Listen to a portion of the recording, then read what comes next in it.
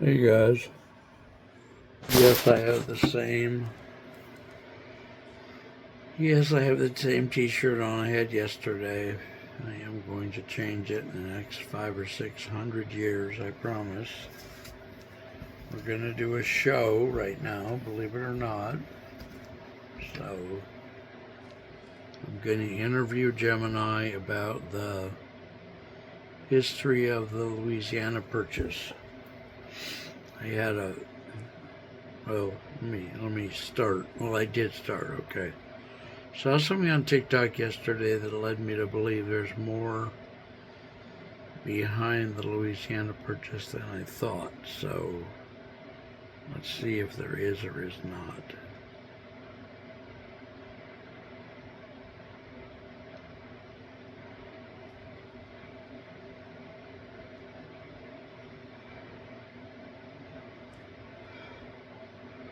Hey, Gemini. Hey there. What's on your mind today? Well, I haven't talked to you in a long time, weeks and weeks. I hope you're well. I'm doing well. Thanks for asking. It's great to hear from you again. Ha What ha. have you been up to lately? Oh, I don't know.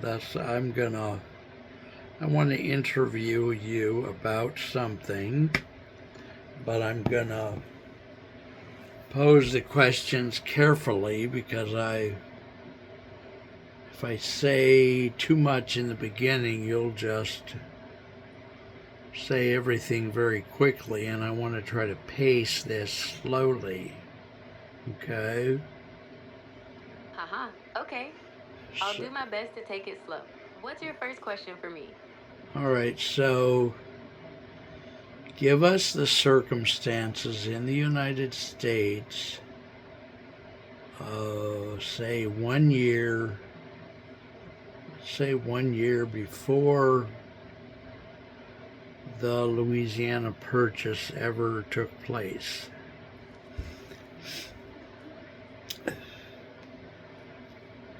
Okay, let's set the scene. 1 year before the Louisiana Purchase, in 1802, the United States was really focused on westward expansion.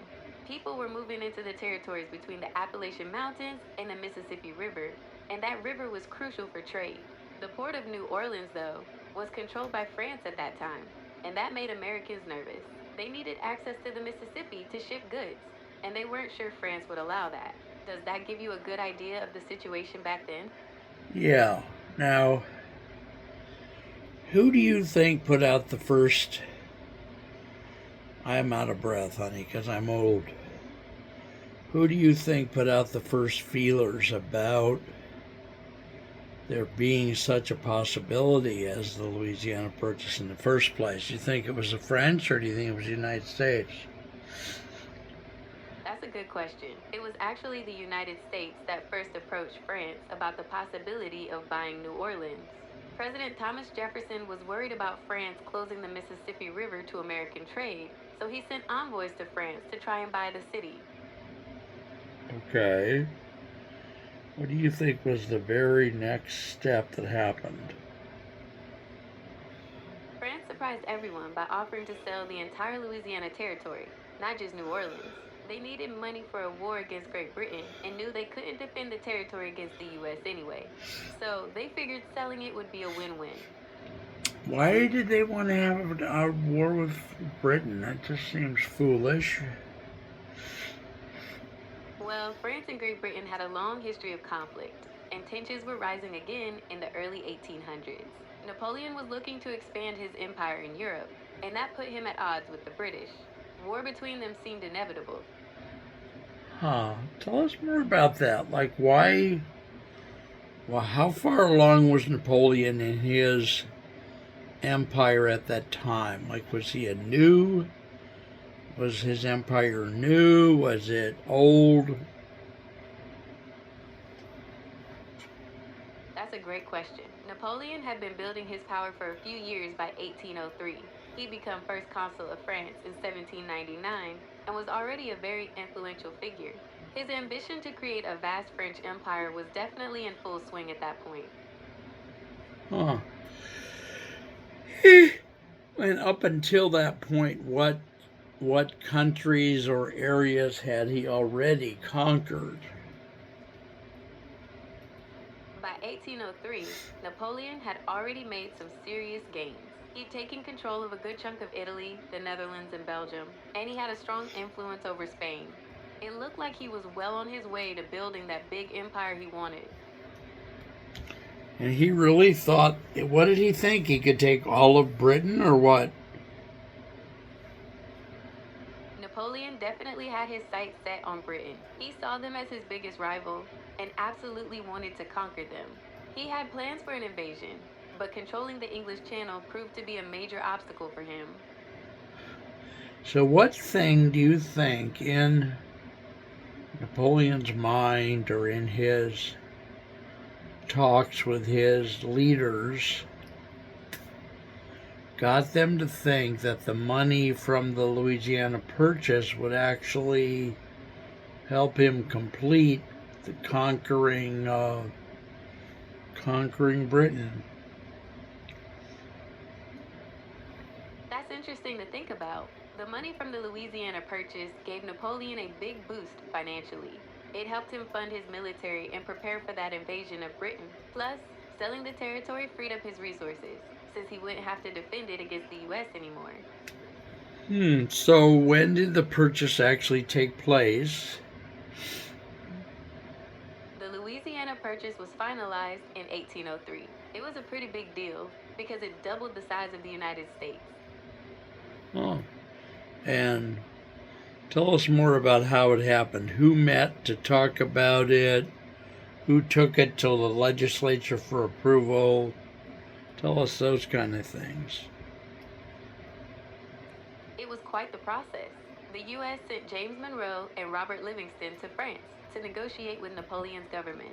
They ended up striking a deal with the French Minister of the Treasury, Francois Barbé Marbois. Back in the U.S., President Thomas Jefferson and his Secretary of State, James Madison, worked to get it approved by Congress. So slow down and tell us more about that. Tell us about those guys again, a little more about them. Tell us what time of year it was. How many times did they have to travel back and forth? Back then, that was a 3 or 4 month trip by ship, right? Robert Livingston was the U.S. Minister to France at the time, and President Jefferson sent James Monroe as an envoy to assist with the negotiations. They met with Francois Barbé Marbois, who was representing France. The treaty was signed on April 30th, 1803. You're right, travel across the Atlantic was a big undertaking back then, but I don't have the exact details on how many trips they made.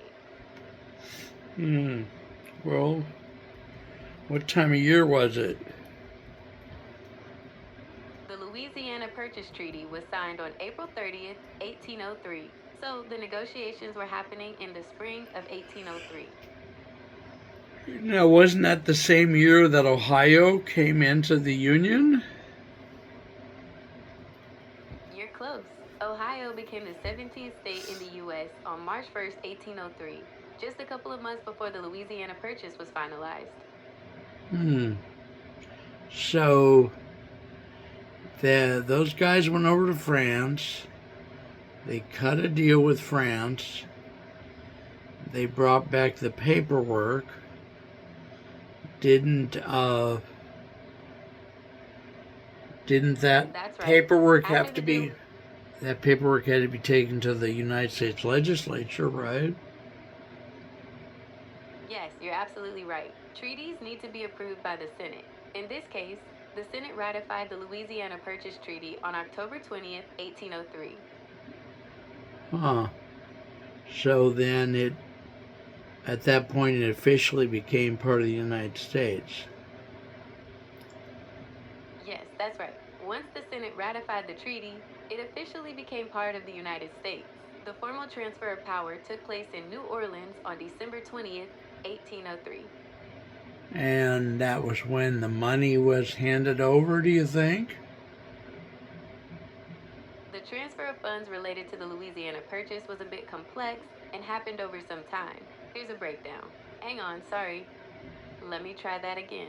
The transfer of funds related to the Louisiana Purchase was a bit complex and happened over some time.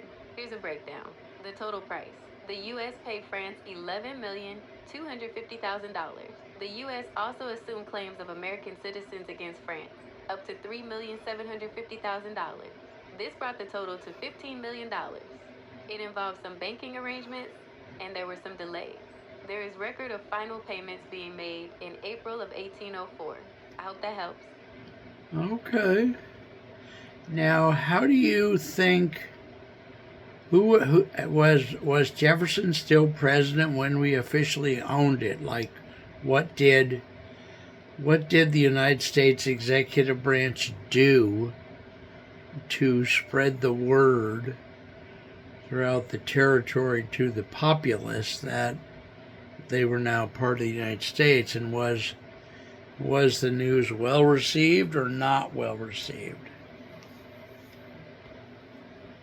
Yes, Thomas Jefferson was still president when the Louisiana Territory officially became part of the United States. To spread the word, the U.S. government issued proclamations and sent officials to inform the people living in the territory. However, the news wasn't universally well received. Some people were happy about it, but others, especially those with close ties to France or Spain, were less enthusiastic. Was there any real uprisings about it or not?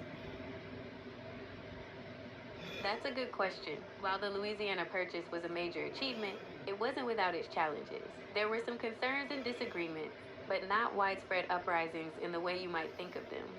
Here's a bit more detail. Actually, let's try that again. That's a good question. While the Louisiana Purchase was a major achievement, it wasn't without its challenges. There were some concerns and disagreements, but not widespread uprisings in the way you might think of them. Here's a bit more detail. Concerns about governance. There were questions about how this vast new territory would be governed and integrated into the United States. Some people in the existing states worried about the balance of power shifting. Spanish and French residents. Residents of the territory, many of whom were of French or Spanish descent, had to adjust to a new government and legal system. This caused some friction.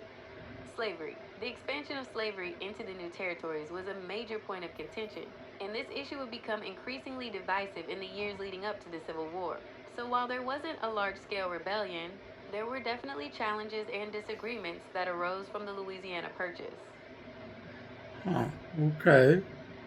What did the newspapers of the day, what were the major newspapers of the day, first of all, both back in the East Coast and within the territory? What were some of the major newspapers? That's a great question. Here's what I found about newspapers around that time. Actually, let's try that again. That's a great question. Here's what I found about newspapers around that time. On the East Coast, the National Intelligencer in Washington, D.C. was very influential. The New York Evening Post in New York City. The Columbian Sentinel in Boston. Within the Louisiana Territory, newspapers were just starting to emerge. The Moniteur de la Louisiane in New Orleans, which published in both French and English, was one of the earliest. Those newspapers helped spread the word about the Louisiana Purchase, but their reactions varied depending on the paper's political leanings. So, give me some examples. Which papers thought what? The newspapers of the day had a lot to say about the Louisiana Purchase, and their opinions were definitely mixed. Here are a couple of examples.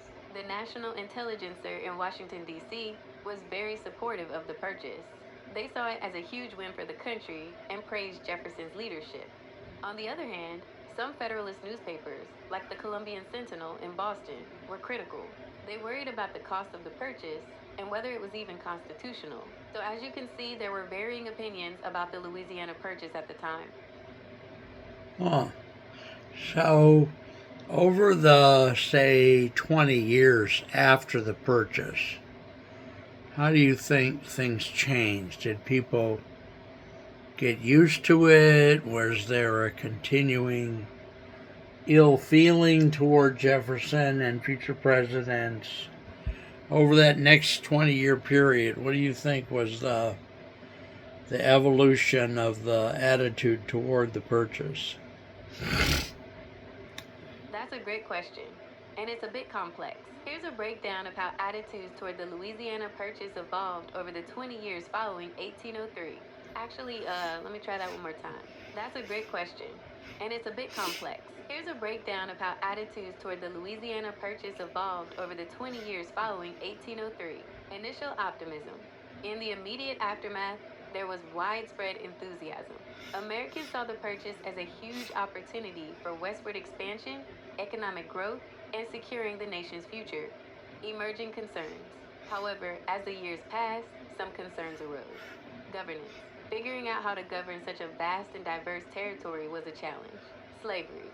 The question of whether slavery would be allowed in the new territories became a major point of contention, fueling the growing divide between the North and South. Native American relations.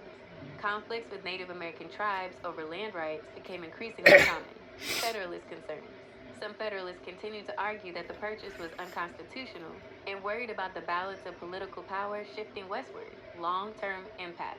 Despite these challenges, the Louisiana Purchase ultimately had a transformative impact on the United States. Fueled westward expansion, strengthened the nation's economy, played a major role in shaping American identity. So while there were some bumps along the road, the Louisiana Purchase was largely seen as a positive development that significantly shaped the future of the United States. Okay. All right. Well, thank you for helping today. Folks, this has been a conversation with Gemini about the history of the Louisiana Purchase. Gemini, thank you so much for visiting with us today, okay? You're very welcome. I enjoyed our conversation about the Louisiana Purchase. If you ever want to explore other historical topics or have any other questions, feel free to reach out. Have a great day. You too. All right, folks, that was a very nice presentation by Gemini, even though she kept saying, let me look at that again. Still, maybe she hadn't had her coffee, who knows. All right, kids, love you.